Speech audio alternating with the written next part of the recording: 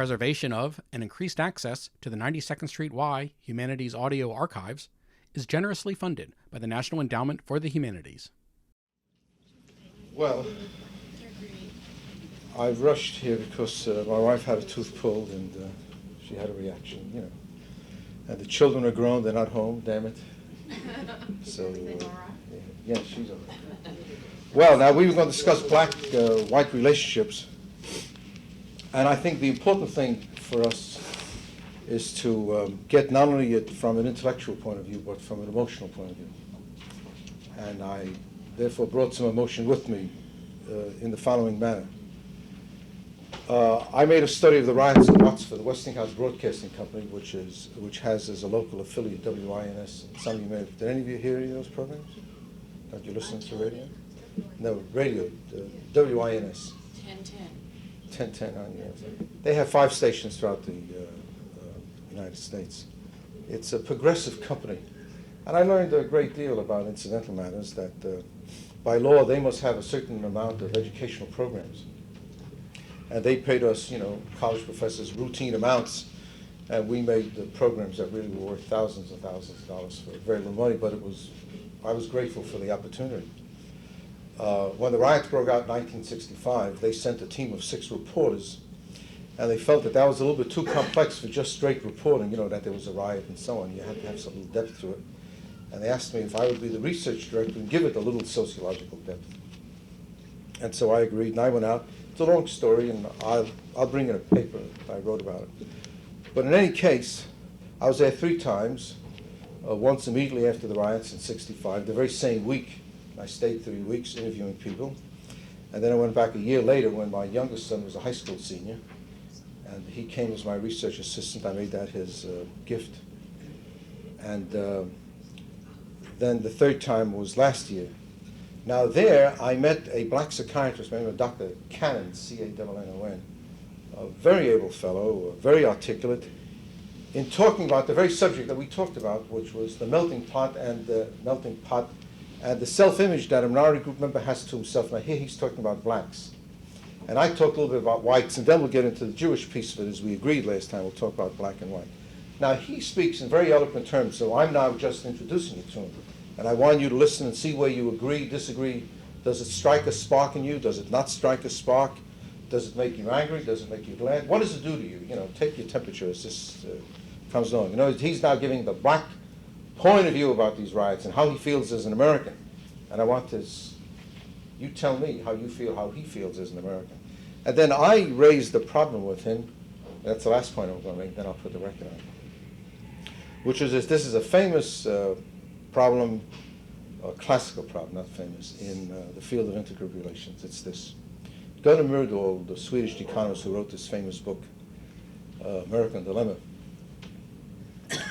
said, we have a problem with minority groups, which is this, that many of their leaders are very able and very bright and have a great contribution to make. And their social institutions, their churches or synagogues, their educational leaders and so on. If, he said, Gunnar Myrdal now says this, if the leadership of this ethnic group in the United States, Swedes, Hungarians, Italians, Jews, blacks, Chicanos, Puerto Ricans, you know, after a while it's almost everybody, if all of their energies, their wealth, their time, their resources is poured into only ethnic concerns, then who worries about mankind? Who worries about the community as a community, which houses us all? So as a vivid example, a black may say, you know, when are we going to get jobs for blacks? And then if the river is polluted, he thinks that's a problem, but I don't have time to worry about it, he'll say. Or if the air is polluted, or if our streets are dirty, or if there's crime in the streets. If we're all worried about our little piece, and this subgroup goes also for unions and other groups like that. Well, now, he raises that issue too, you see. So he raises the melting pot, which we talked about, and how it feels to be. Now, this is also a Westinghouse record. It's my favorite company. We had a conference after the riots were over, in which they had Floyd McKissick. Do you know who he is? Who? Head of. Yes. Head of CORE, C-O-R, Congress of Racial Equality. A very able, as the kids would say, a very able cat. All right, so now this is a panel discussion sponsored by the Westinghouse Broadcasting Company. And you'll hear McKissick, you'll hear Dr. Cannon, you'll hear myself, for those of you who came in late. And you're supposed to take your temperature as this comes on. Do you agree, disagree, like, dislike? And then I want to get that from you. It'll make your work this morning. And I hope I've got the right side. Now, there's a little piece on the first side, and I'm skipping that. And now he asks me a question. And then McKissick and Cannon go after me. So now you will react.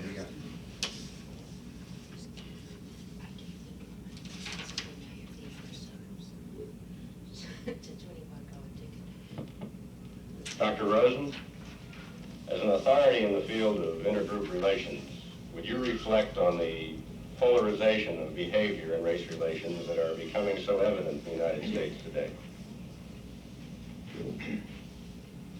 Social conflict in and of itself is not necessarily positive or negative. It could go in either direction.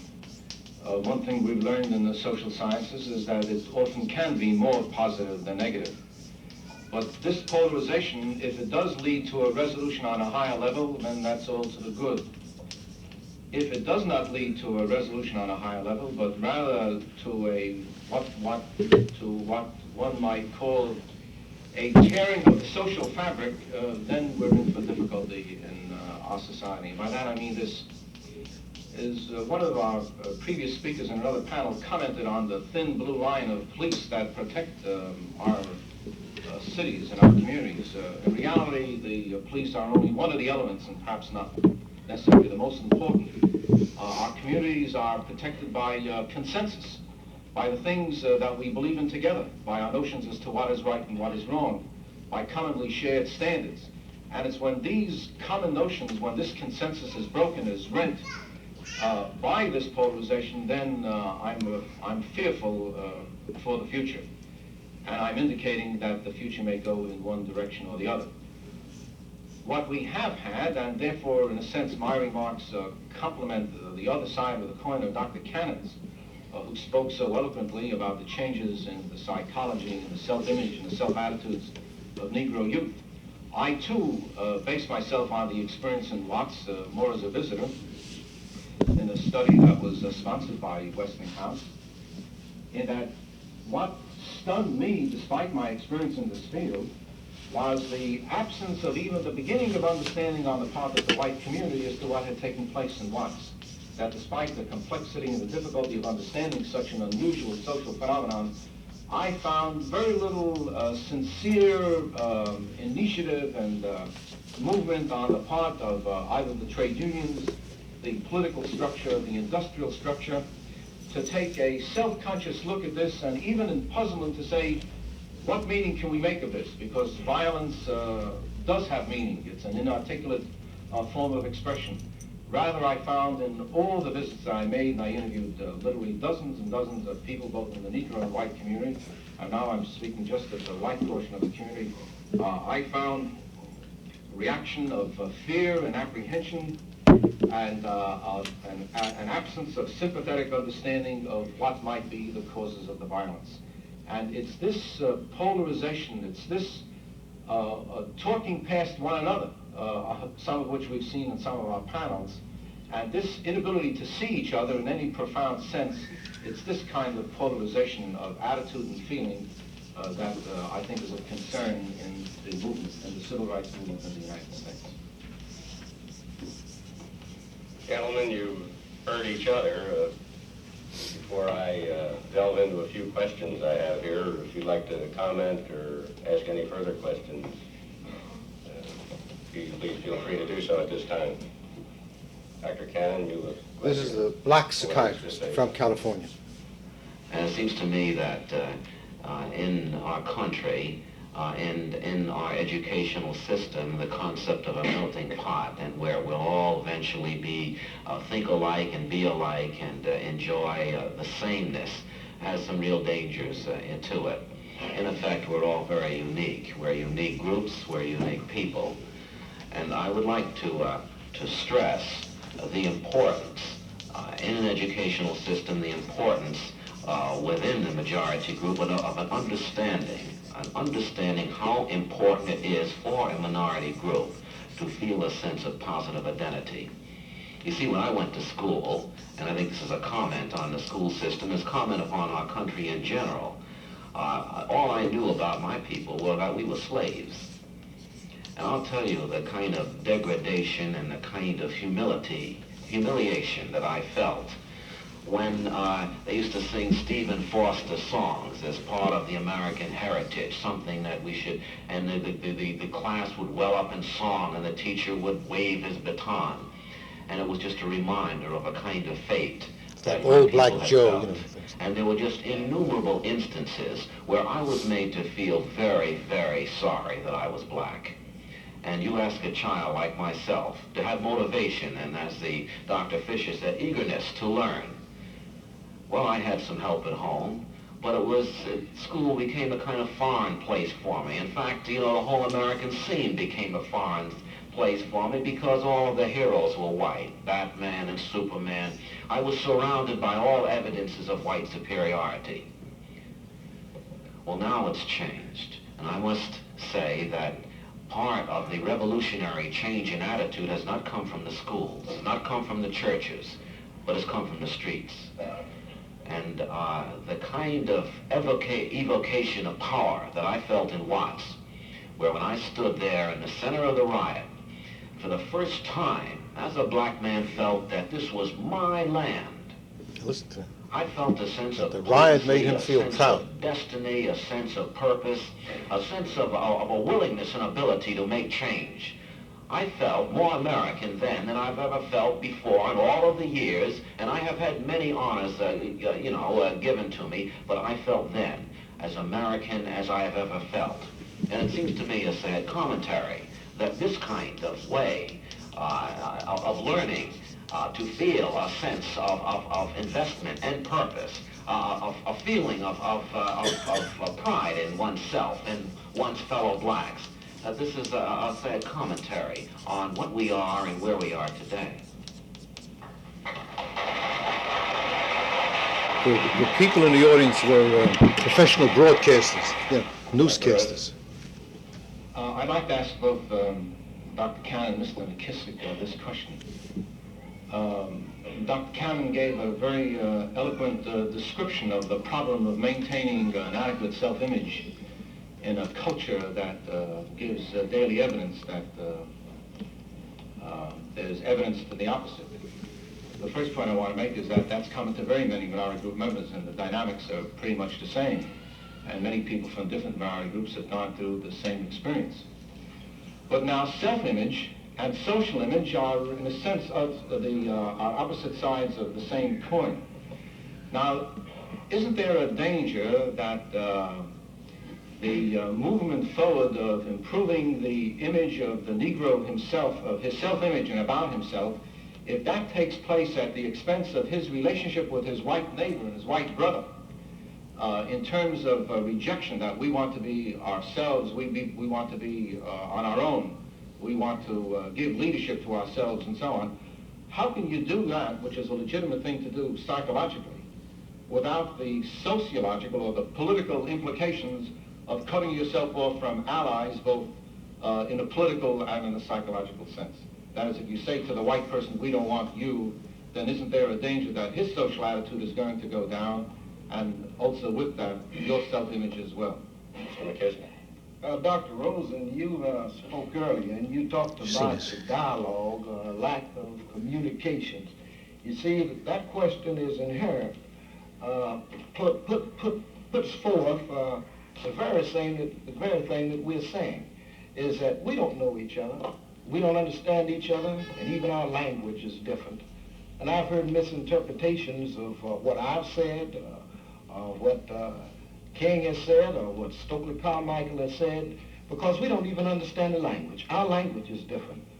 Black people can sit right here in this room and talk to each other with their eyes and everything, and we know what we're doing, But we live in these two worlds, and we've been separated.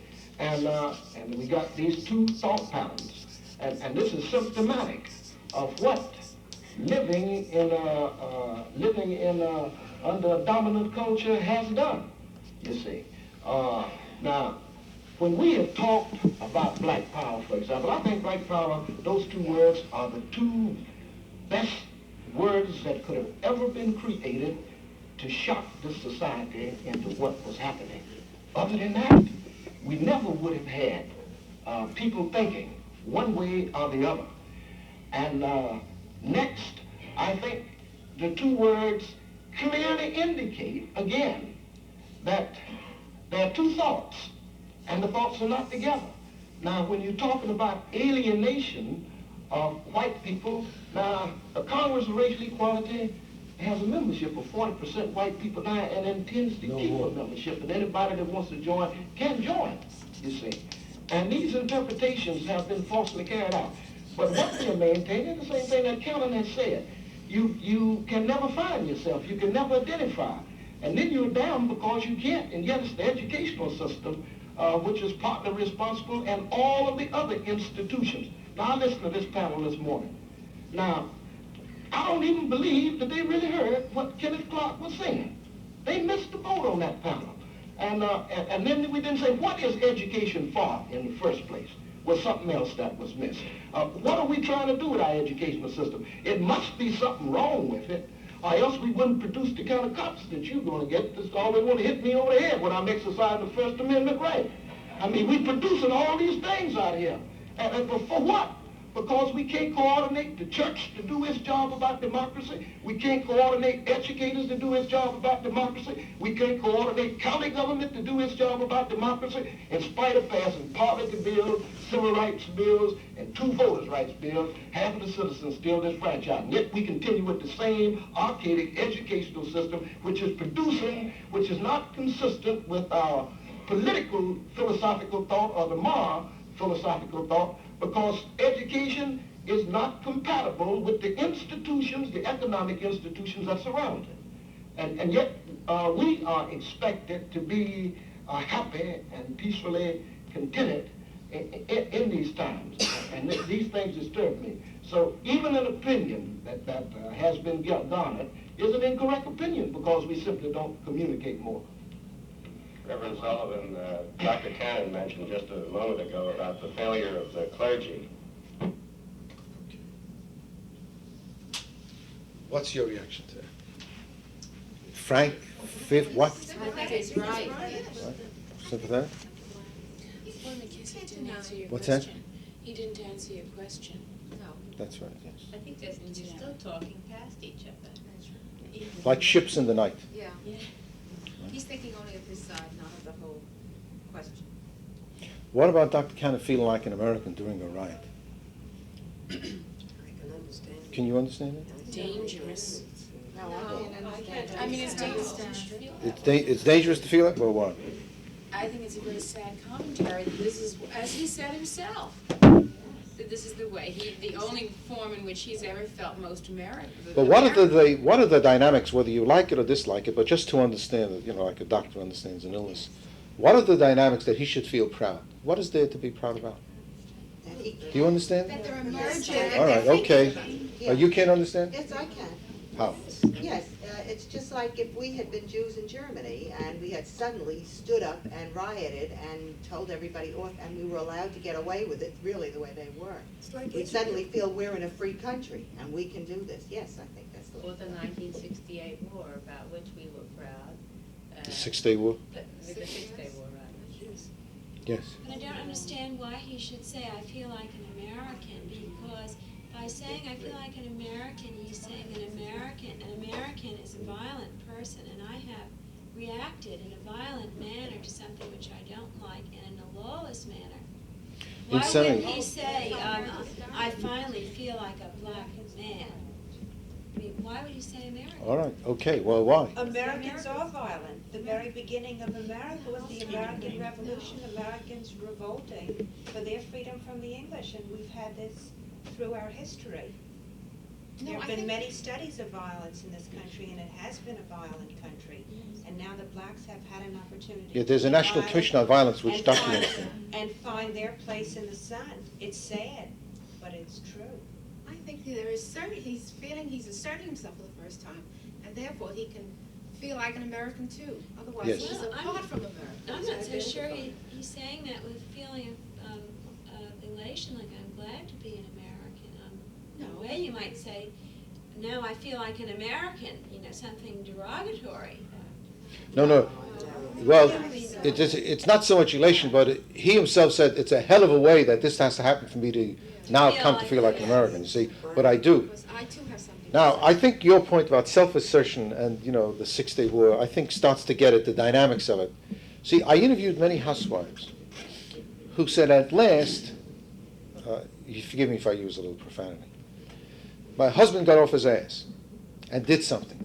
Instead of lying around and taking his unemployment and taking his third-class job and so on, he did something positive. Now, you may agree or disagree with it, but at least he acted.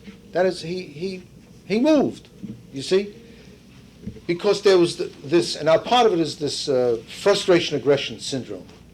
That is, you can only tolerate so much frustration.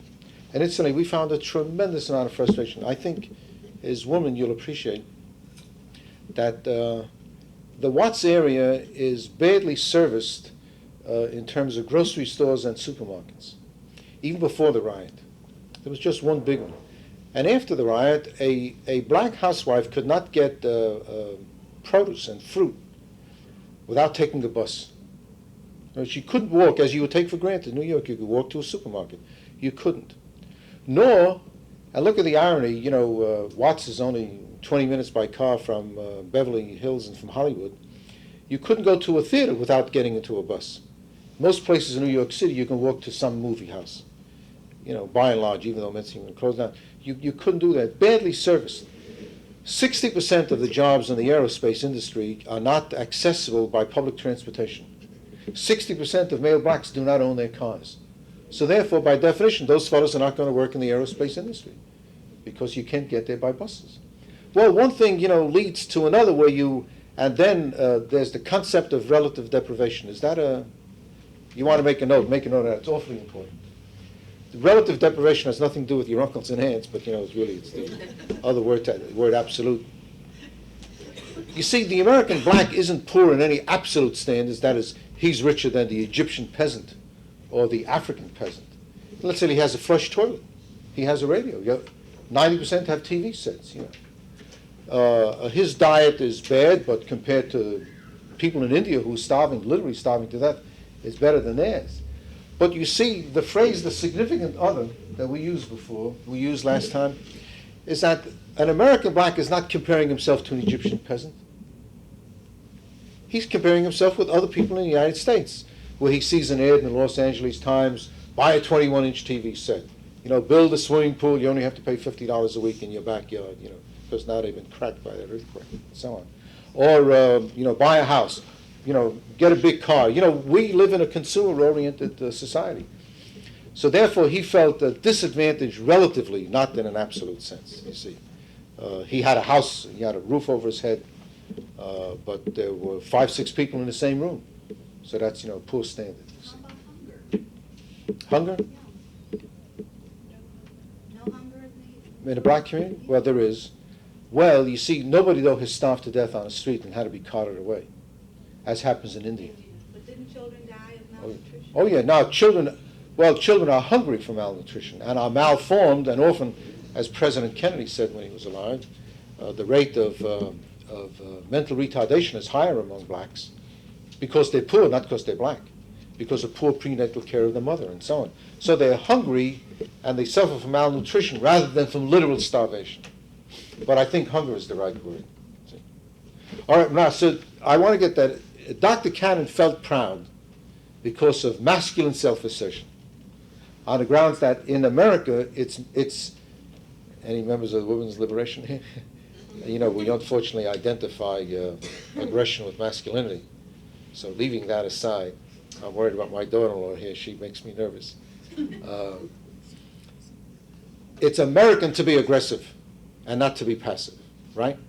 And therefore, that's how he was reacting. At last, we did something. Yes? I was going to say, I was surprised that the psychiatrist would approve of violence as a form of asserting. He didn't necessarily give an approval. Yes, he said it made him feel good to be in the middle of this riot. But And still that was doesn't the mean he part that he was approved. saying. I mean, I But should think that he would, talk down the violence and talked up more positive Like? actions of asserting himself. Like what? He's a black before he's a psychiatrist. Well, I think Now listen to violence- this point. You want to repeat? He's a black before he's a psychiatrist or whatever he is. His emotions come first. Well, as a psychiatrist, I should think he'd have better control of his emotions and. That's a point too. And the psychiatrist. How about that? Yes, you're both right, yes. Isn't he also saying that the only way a black man feels he can accomplish something and the most educated is through violence? After everything else has failed, that's what he's saying, yes. And it's true. And is it that's the trade union movement has had that experience? I think Jefferson stated. Politically, yes. What was Jefferson's remark? When the people are discontented enough, they will rebel. It was that kind of. You have to water the tree of democracy with revolution every 20 years. I heard this morning on the news that Timothy Leary now has been persuaded that drugs are no good and revolution should be the substitute. Well, he's been meeting with Eldridge Cleaver. Right. Yeah. And Eldridge Cleaver thinks he's a meathead, a kook, and that he's embarrassing the revolution, by withdrawing from it. He says, where are we going to get with that? That the last thing you want to give to blacks, he feels that the white oppressors give them drugs, to keep them hung up, to keep them subdued. So therefore, he's saying to Leary, you're not a revolutionary with drugs. You're a cop-out. You're a reactionary, and so he's trying to brainwash him into politics. But I think Leary's head is so soft by now that he's knocked himself out. Not much left. Isn't the problem how to achieve that positive identity? Yes. All right, now, so the problem that I raised is how do you maintain, and I think you raised it last time, didn't you? The sense of self-ethnic group pride, subgroup pride, as an Italian, as a Greek, as a Hungarian, as a Jew, and so on. And you see what the democratic attitude is, and at the same time respect the other man to use hippie language to do his thing. In other words, if this man is an Italian and he likes pizzeria, spaghetti or whatever it is, and we like, what's a good, borscht, does that make one better than the other, whatever's an ethnic dish, you see, and so on? But it's like the difference between being patriotic and being jingoistic. A patriot loves his country and respects the other man who loves his country. A jingoist, like Hitler, loves his country and considers that everybody else is an animal. I mean, that's the difference, you see. So now here's the question that we have. And I suppose as Jews we have that problem. I think you articulated. That is, we want to be true to ourselves, but not cut ourselves off from the rest of humanity.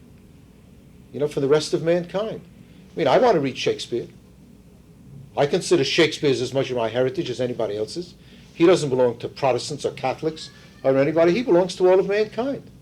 And he belongs to me like he belongs to anyone else who wants to read him and wants to read his poetry and get something from it, and so on. So trying to avoid that dichotomy is a typical problem of an ethnic minorities group. And we do it with varying degrees of success. Now, incidentally, the Jews don't do so badly. For instance, when you see at, I do some work with Fordham University, and you go in there, you see the Lowenstein Pavilion at Fordham. And as someone said to somebody, you don't see the McCarthy Pavilion at Brandeis. But the Jews do this partly out of adjustment and so on. So it's so we'll finish this point, move on to something else. Who worries about mankind at the same time that we worry about our group, our own subgroup? Now, what were the other issues that were raised? The uniqueness of the ethnic group. You see, we talked about the melting pot last time.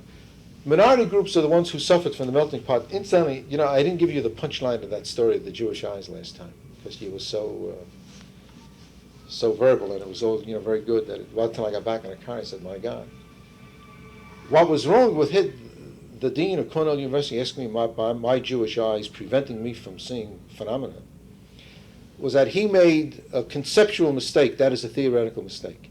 He thought he was middle-class white and Protestant. He identified being white, middle-class, and Protestant with being human.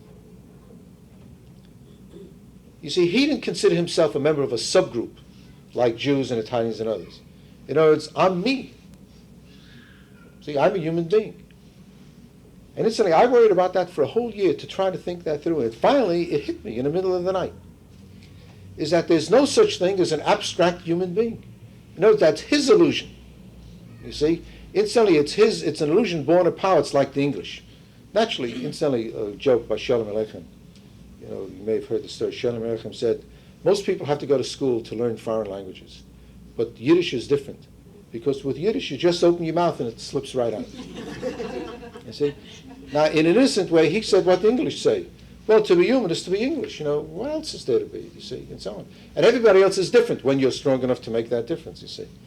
So therefore, the error that Dr. Cuttrell, the Dean of Cornell University, made was to think that there's such a thing as an abstract human being. There's no such thing. There's only a concrete human being. There's you and you and you, and you were born of a certain mother and father who spoke a certain language, not a language that transcends all other languages, like Esperanto. They spoke a given language, which is unique to a certain part of the world. And they had a given religion that wasn't the same as all other religions. And they were born in a given place. You weren't born all over it, you see. And it's only an illusion of the powerful to think that they're not part of a subgroup, like everybody else. The English are the English, they're not Russians, you see. And then I met him years later. He came to New York University, and I said, I want to tilt the lance with you, Dr. Kaplan. And we talked about that he agreed with me. And I said, you hurt me. I said, for 2 years, I worried about that. Because what you said is my being a member of a minority group minimizes my humanity. And your being a Protestant white maximizes yours. And I said, I resent that. Does that make a point? All right, now, so uniqueness. All right, so the only specific people. You want to ask anything about that? What's the next one? Positive identity. All right, that's what Cannon was talking about. And this is what, every time you hear a rabbi banging the pulpit on Friday night, that's what he talks about. Do you have that a problem with your children? Feeling positive in being Jewish? Yes, I have a problem. Because Like? we had it stressed was strong. Their religious training was something they could take or leave. And they know very well that they're Jews, but they have never been happy in a synagogue atmosphere. How about just culturally, even leaving the synagogue out for a moment? Well, That being Jewish is more than going to a synagogue. It's a whole way of life, isn't Yes, it? but Whole identification. But not identifying with a religion, but identifying only with a culture is more difficult. Well, either way, are your children able to do it? Are they teenagers? Yes, they are. So what, give us an example of their embarrassment or discomfort or whatever it is. Well, let's say we travel a great deal, and they fit in well wherever they are. They don't feel necessarily as Jews. They feel like Americans or They white. feel as people. When they're in Scandinavia, they feel Scandinavian. When they're in France, they feel French. That's wholesome. It's wholesome, But- but at the same time, it takes away from the ethnic aspect. But suppose someone said to them, who are you? What are you? What would they say? I'm a person. I wouldn't say What would the hers. other person say? He'd look at him. Well, If you're an in American Scandinavia. I have an American passport. They're not too proud to be Americans either. at No, this well, that's time. the whole point of it. The identification, the problem is not identification with an ethnic group, but identification with the American group. Which is the problem? Or identification with the establishment. That's, Well, They're you're getting right. away from this group identification, I think. Do they feel that they're being identified with a specific group kind of diminishes them in a way? Yeah, they like Yes. to, when Rome do as the Romans do. They like that changing feeling. I don't think they enjoy being one particular. All right, now you see, the difference has to do with power. The difference has to do with power. An Englishman, What are they, Philistines? no. When an Englishman travels, well, as when the English Empire was big and great, and he went anywhere, his accent told you that he was English, the way he dressed, the way he ate, the way he dressed for eating, in a million ways. You see, when a group aspires to power, it accents the differences. Do you know why we have 2 Sabbaths? Originally, there was only 1 Sabbath, the Jewish Sabbath. The Christians, in order to emphasize their differences, picked another day in order to be different. Deliberately be different. You see? They picked a symbol, different. Incidentally, how old do you think is the Jewish Star of David? You remember Ben-Hur? Yeah. Ben-Hur had it on his Yeah. chest. You know that's wrong. It's false. That was not a Jewish symbol at that time? Well, in the Catholic churches today, you see Star of David. Well, it's a decorative device. It's a decorative Yeah, device in no. there. But I was surprised to learn that really the Star of David as a symbol, as a counterpoint to the cross, was developed by a Czechoslovakian synagogue in the 16th century. And what is the typical Jewish symbol biblically is the menorah, not the Star of David. I just throw that in. Are we getting, For nothing. I'm getting very confused about power. Here's what I mean. A powerful subgroup takes it for granted that it will identify itself as a subgroup. Therefore, an Englishman makes it clear, I am not just a human being. He'd laugh at himself. I'm English, I'm proud of it. He takes it for granted. But the minority group, the foreigner walking around here, the Hindu or the Pakistani and so on, is very conscious that he's different. He wishes he could change it. And therefore, if he doesn't have a problem of skin color, he'll dress like everybody else. He wants to be an American because he's embarrassed of what he was before. And if you were really proud of what before, then you state it easily and routinely. That's what I mean by power. In other words, the weak hide their ethnicity. The powerful emphasize it. Well, the children are very weak. No. The children sense, you see, your children don't get their education just in Hebrew school. They get their education at the dinner table for what other children feel.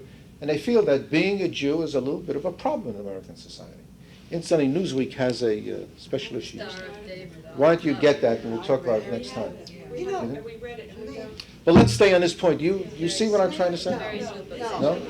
No, I I don't can agree either. illustrate My it. children don't Yes. feel that way either. I think I could illustrate it because I grew up one of two Jewish children in an elementary school. And I was distinctly made to feel that being Jewish was terrible. Nobody wanted In to a sit small next town? to me, yes, in a classroom. Children would not sit next to me.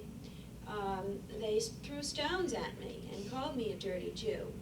I was invited to birthday parties. Was this in Connecticut? occasionally, yes. This was I'm 30, I'm going to be 35, so it was a number of years ago, and I'm talking about an age of 8 and 9.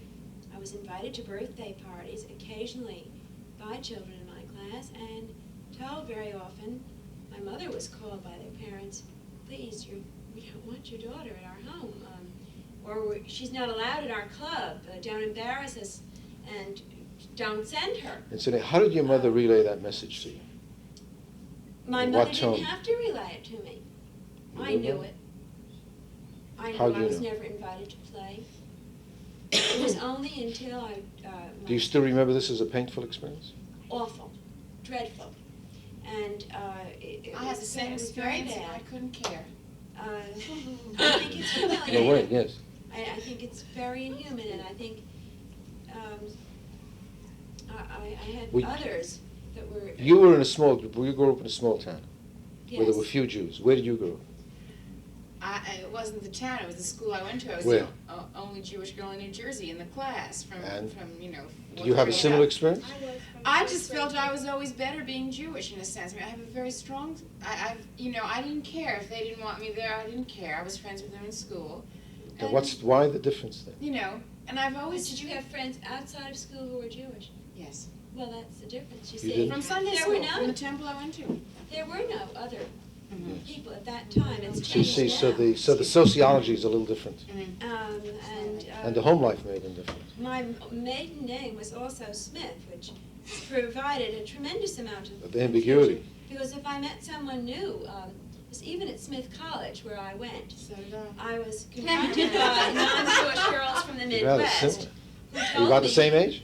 I was confronted by non-Jewish girls from the Midwest who told me in no uncertain terms how awful they thought Jews were. And, I'm standing Yeah, there listening, yeah. and I would say, I'm Jewish. It's very difficult for me to Listen to respond this, to you, yeah. especially if they were dating Jewish boys, and they would tell me their parents hated it and coming up, and they were confused. And, I had some very interesting experiences in that way, and I think that you definitely Do you feel need comfortable to about it feel- now? Well, living in New York is a very different experience, I said to my husband. And when I went to graduate school at Columbia, I never knew there were so many Jews in the whole world. Yes. There aren't. There are. Only here. And friendly. All right, now look, do you see the difference? A lot depends on the kind of town you grew up in And see, now we're learning about each other. Well, this notion of power is extremely important.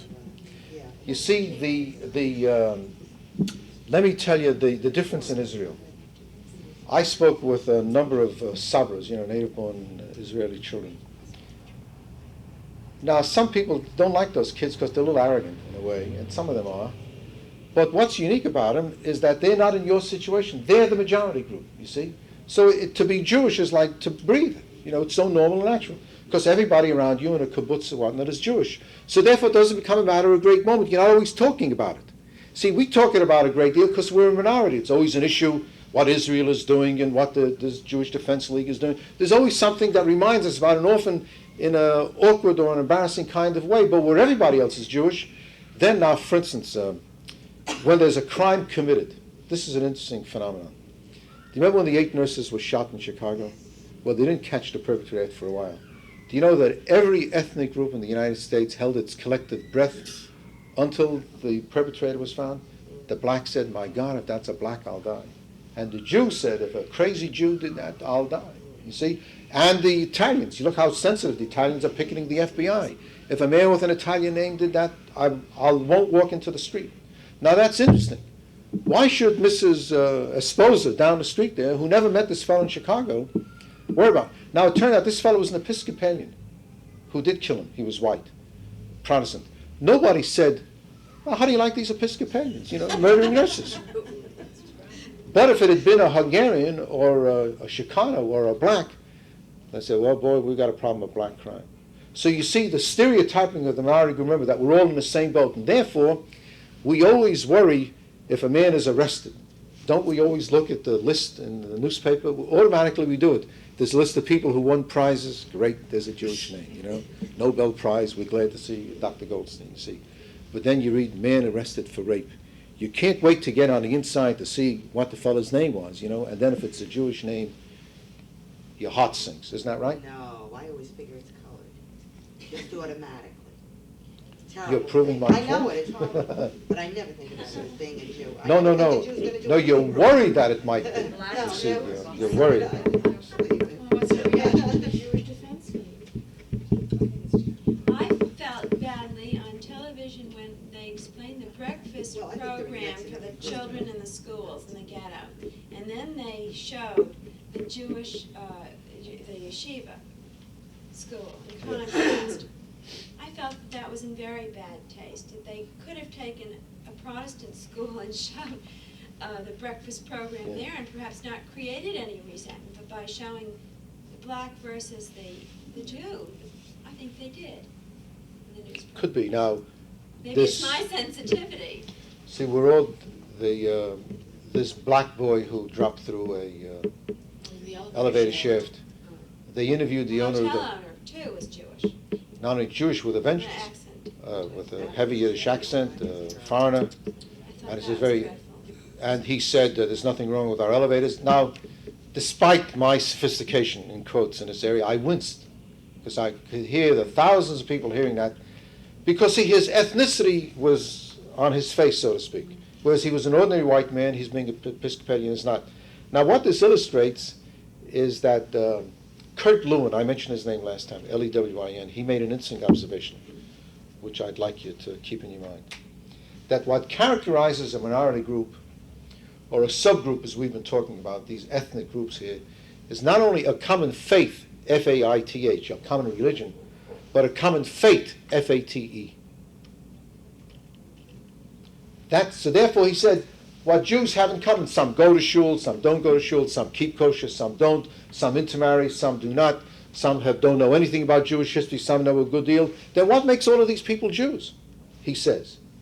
What makes them Jews is kind of a common self-awareness, instantly both self and social awareness, and then the common fate. And the Hitler tragedy is a good example. Whether your grandmother was Jewish or not, you were identified the same way. Whether you were a college professor or a prostitute on the street, it was all considered the same thing. You know Milton Himmelfarb, he's a cousin of mine, and he used to say for many, many years that all this intermarriage only does the Jews a lot of good because it makes more Jews.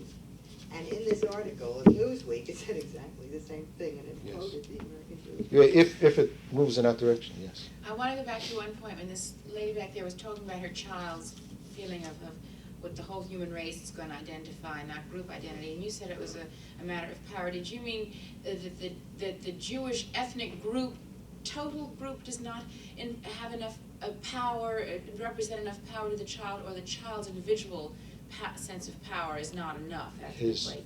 The child's awareness. Now, by power, I not only mean political, economic, but cultural as well, and also status. That is, you see, you feel the Jews as a powerless group is strong enough to feel in America. It could, yes. For a person to identify. Yes. This was that one. Now, he'll feel the power to the extent, it's not just Jewish education, although that's part of it. The kind of parents one has. You see, now, my mother was an immigrant. This business of being Jewish or not Jewish, as hard as say is being human or not human, she was just a simple Jewish woman. But I learned a great deal from her. There was no ambiguity about her status, and I learned this from her. And there's no ambiguity in my status, and I'm fortunate.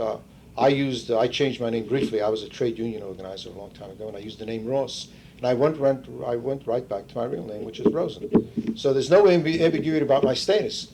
Now, I was a dean of a school of social work at the New York University for 10 years, and I met with the president and others at dinners and other occasions. And if an occasion could arise where, in a natural way, I could indicate, they all know who. See, they would pretend everybody's like everybody else, and I would smile at that. And I would often deliberately say something. I would quote my mother, and I would quote in Yiddish and then translate for him, you see. Or once, the president of NYU is the son of a chaplain. And once we had a dinner meeting when we were having a lot of trouble, and someone said spontaneously, someone ought to say a blessing over the food here, ought to say grace. And they were all a little embarrassed. So I said, gentlemen, you probably never heard this in Hebrew. They thought I was a great Hebrew scholar because, I had that one sentence.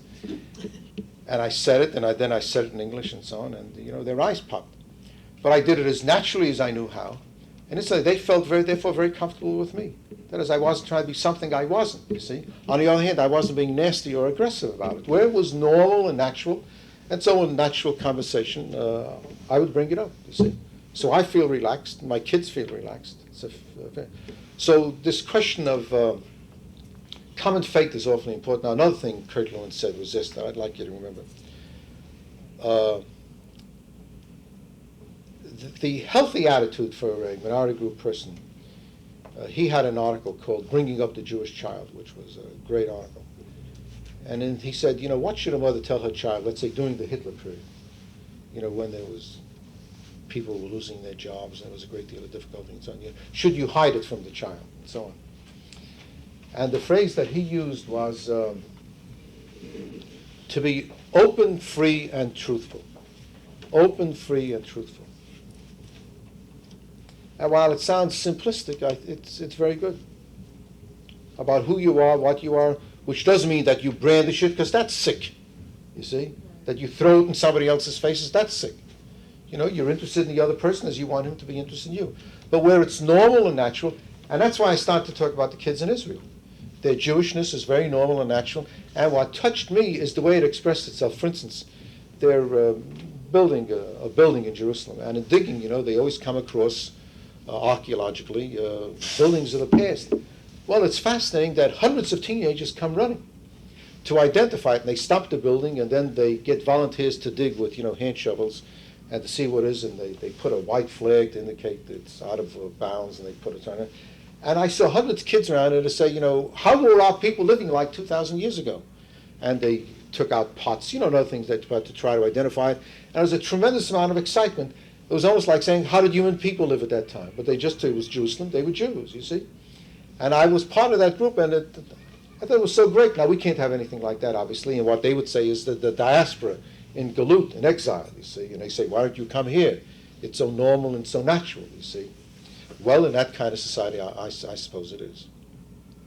All right, so now let's talk a little bit about blacks. We talked about social conflict, we talked about polarization. Do you want to ask anything about that?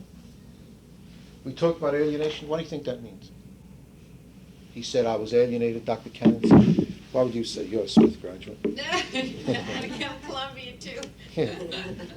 She's a And then not part of, out of, away from, not part of the mainstream, say. All right. You feel alienated? From? Not really, no. No. But From American society? I mean, our society is so alienated. You naturally, even when you're sitting in a bus and somebody gets too close to you, you kind of withdraw. I mean, this is kind of... Even if it's the same ethnic group or if it's a different ethnic group?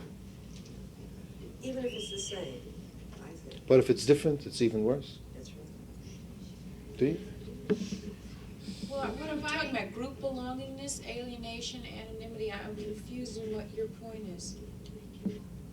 My point is that it's we're all alienated to a degree. You know, it's kind of a natural thing. From American society? From each other? From each other.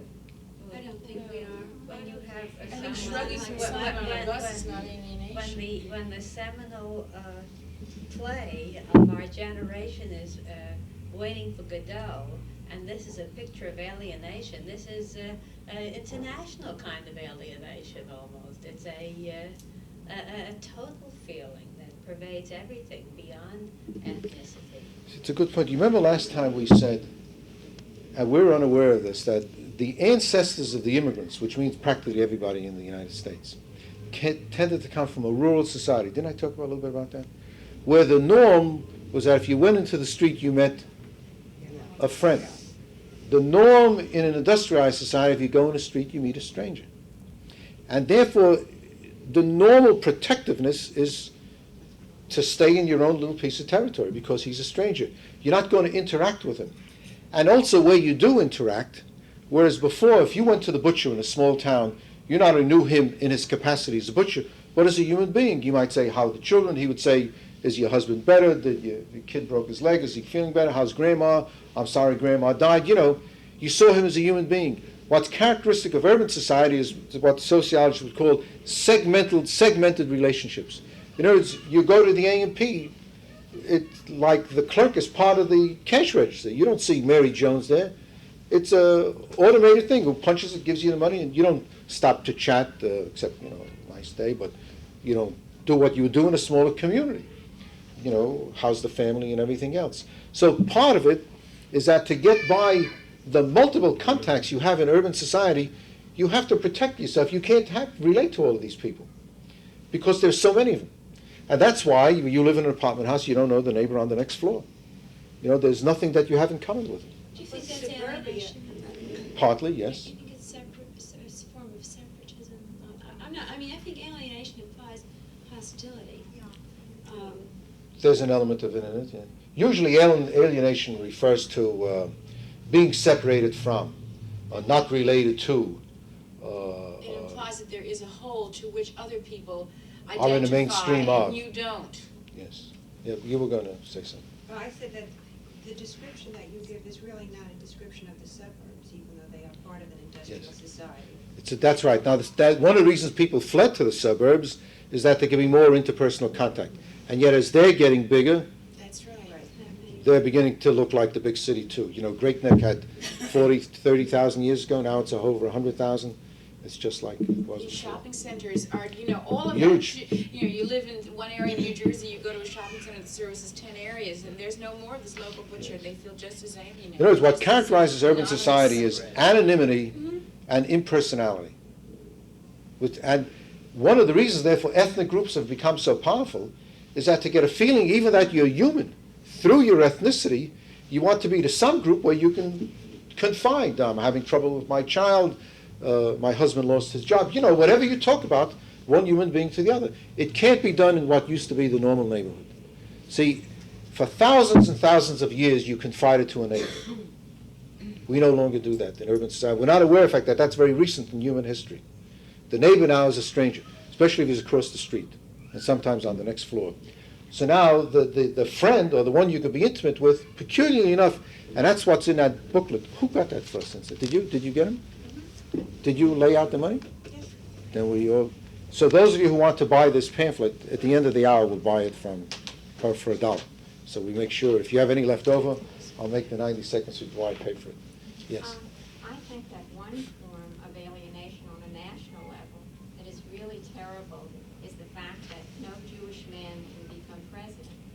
Who said so? Oh, it's written in. Oh, no. That we cannot have a Jewish president? No, where is it? What? Where? Well, that's what I understood. No. The qualifications are age 35, born in the United States, and a resident. That's all. Now, it's That a Jewish person unwritten president. no. Well, I tell you where, it's a custom. He was the first Catholic one out No. there, you know, so. Well, we learned something. It's not written anywhere. Where it may have come about, wait. President Truman once said, in what was a slip, he apologized for it, what we need is more Christian virtue in the United States. This is a Christian country. Now, in small towns, that would be an unchallenged sentence. This is a Christian country. And the way it is. But nationally, you can't say that because it's not a Christian country. Let's say we There's never no religion. have had a Jewish president. Well, we never had a Jewish governor either. Never had. Yeah, First they time never- of the Catholic. Well, I said then we had Governor Lehman. That's right. By Kennedy. Yeah. Was the first He was the first Catholic, yes. In fact, what's interesting is that minority group people are starting to move up. When I went to graduate school, a Jewish dean I consider as impossible as a Jewish president. Did you say That there was- was no Jewish governor? No, I said that one time there wasn't a Jewish governor, then we did get a Jewish governor. And there have been several throughout the United States, and Jewish mayors. And now there have been no black mayors, and now we've got half a dozen throughout the United States. We have 12 in Congress. And I'm sure at some time we'll have a Jewish president in the United States, no question about it. Who thought we'd have a Catholic president? That seemed even tougher. I must say that when I was growing up and I was alienated from society in which I grew up, that I eventually became a member of the DAR, which sounds ironic. The Daughters of the Because American I could- Revolution? Yes, because I Are you conformed. eligible? I was, because I was class president, and in order to be accepted by the society that surrounded me, I was a Jewish brain, which wasn't good. I had to be a Jewish athlete, and I was a super athlete.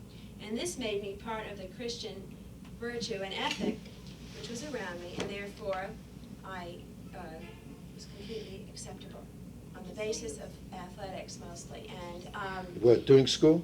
yes, I knew that in order to have friends and to be accepted, and I wanted friends, I had no choice.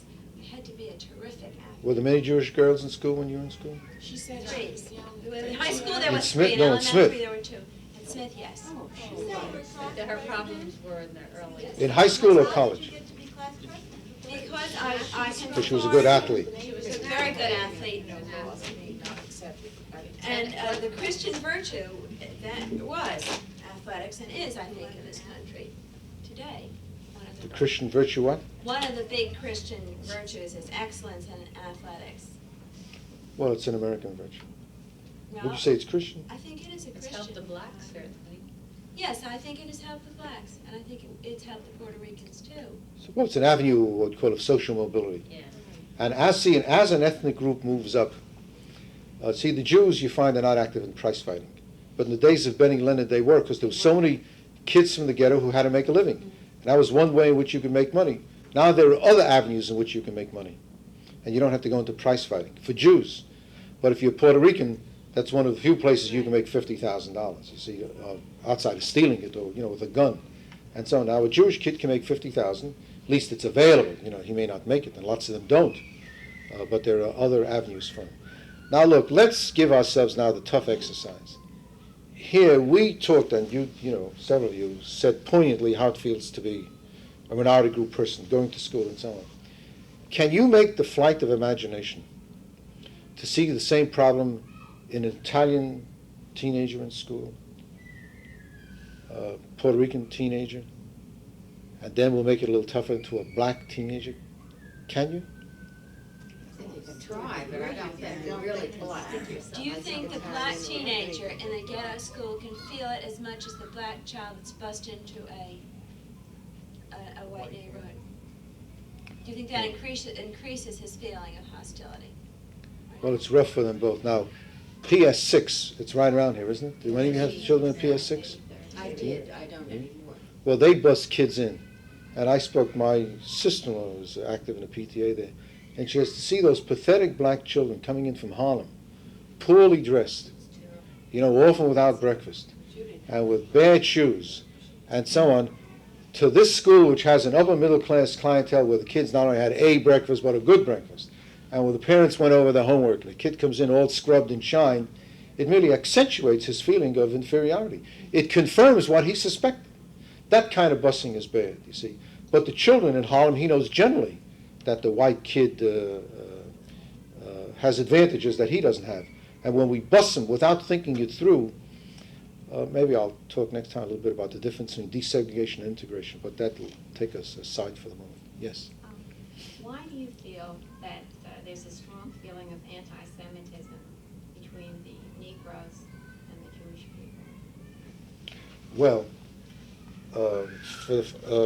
Nathan Glazer wrote an article for this in commentary, and I wrote one after the troubles at NYU.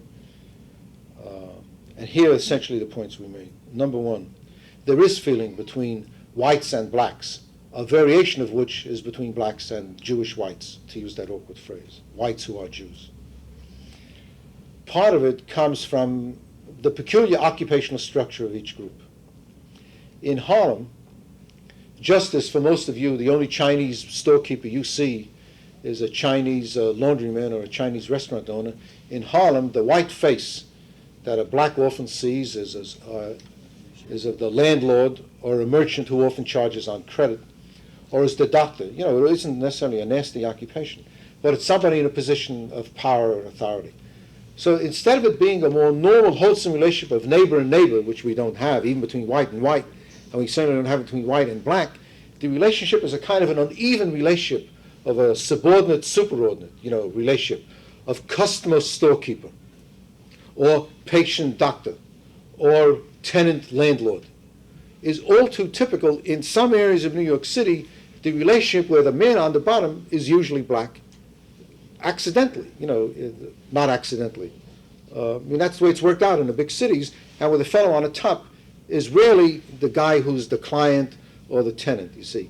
So the hostility, which often comes about because you don't like your landlord, got projected onto the man who was the landlord, who happened to occupy a visible ethnicity, which was Jewish. In other words, if he were an Italian, I don't accept that. I'm sorry. I'm really sorry. You still get credit for the I've cause. I've heard it, and I've listened time and time again. I've gone to meetings. I've had a lot of experience. I think they want a scapegoat. I think that they say that this is the reason. I don't think it's true. And I'll tell you why. I had a store. I owned a store in the Rochelle. And I had it was an irregular store. I was about 30 years old, 28, 29. And I had all the colored people in New Rochelle came to my store. I happened to be in an area where they would all come. They brought me gifts. They adored me. They said when my father-in-law had to go to a home because he was ill. A colored man was in there, and he told me, "Please, Mrs. Layton, take your father-in-law out of here because they don't treat the people well. They're not giving them good food." Because I treated them like people. Now, where was this, in New Rochelle? And they knew I was Jewish, they knew I was a storekeeper. How long ago? And they would talk, but that doesn't matter, they still didn't like the Jews at that time. You still heard them make all kinds of remarks about the Jews, they had Jew storekeepers and Jew landlords.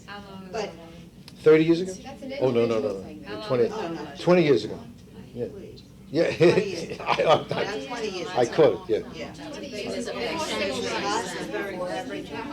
That's right. Before this whole civil life, wait, listen for a minute. You make a good point. Nobody is saying that storekeepers are terrible. Listen for a minute. In fact, that's right. In fact, in Watts, when I interviewed the Jewish storekeepers, let's assume they're all pearls of integrity. It doesn't matter. The point is that they had money and power, the other fellow didn't. That's right. You see? And so then therefore they need a scapegoat. Yeah, that's right. So there's a process of scapegoating, but there's the accident. You see, if we had more normal, as we now are having, let's say there are lots of black kids going to college.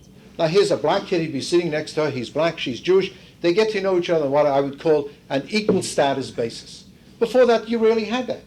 When I was an undergraduate 30 years ago at New York University, the only black face was the porter and the elevator operator, a black professor, whoever saw that. Now, in my school of social, we have 8 black professors, and a kid says, Professor Jones, and he's where I'm sitting. They never saw a black face that was called professor. So it makes all the difference in the self-image. Now we get a ghetto kid into NYU, you can make a million speeches about the opportunity structure, he doesn't believe you. He wants to see proof. And then he sees there's a professor there, now he's saying, how come we don't have any assistant deans? In the same way that you say, why don't we have a president? No, they're escalating the demands, you see. But it's no longer the way it was when I was a student. It's different. And it has nothing to do with the characteristics of the storekeeper. It has to do with the relationship. That's not the whole answer. Part of the answer, I might say, is what people learned in Sunday school, in Christian Sunday school. I did a study of the kids who painted swastikas in 1959. Most of them were Catholic, and most of them went to parochial school, and most of them learned that the Jews crucified Christ, and that's why they were anti-Semitic. There's lots of things which mix in. Our culture is partly anti-Semitic. They pick up these things from books, from articles, from stereotypes. There are many reasons why people are anti-Semitic. It's not simplistically just one. Is there And less that's going to be anti-Semitism among the blacks when Then there are fewer Jews, like down south or in smaller cities? I think where so. there are less Jews, very few Jews. It's more benign. In other words, There's New less so York City because- would be much greater. You see, in small towns like yours, which is typical of the South too, the Jews often enjoyed very good relationships with blacks because it was a human relationship and not just a storekeeper shopper relationship. That's what you're able to do in New Rochelle. In Harlem and these big stores where they sell on time and whatnot, it isn't personal. They couldn't refer to your father-in-law. They wouldn't know whether or not you had a Do father-in-law. you think that it's mostly So, here in New York? It's the relationship in big cities where the relationship is an exploitive one, and the stronger of the two has a visible ethnicity. You can rest damn sure they're going to pick up anything that's going to strengthen their cause and their argument. But the basic problem with the blacks is not that they're anti-Semitic, that they're anti-white, and the anti-Semitism is just a variation of that. I taught in Harlem for 7 years at 125 Manhattan, and the children didn't know that I was Jewish directly, but they knew that I was white. And I would say the first, up until 1960, 60, I would say, 62 rather. It was after 62 when they started having these keep the children home strikes. Just the fact that I was a white face in front of the class provoked hostility. Our principal eventually left. The children demolished her car, and they loved her before all this. Once they got stirred up, the white teachers had terrible discipline problems. The Negro teachers didn't. And it became Well, now extremely we'll discuss that, the role of the white professional, the white teacher. I'm going to pack up, girls. I'll see you next week, and we'll continue our discussions. And you have to buy this little book. I'd appreciate you buying it, and then let us know. I'm only running because I want to take care of the little woman. All right? You'll forgive me, huh? I'll see you all next week. Children's antique chairs.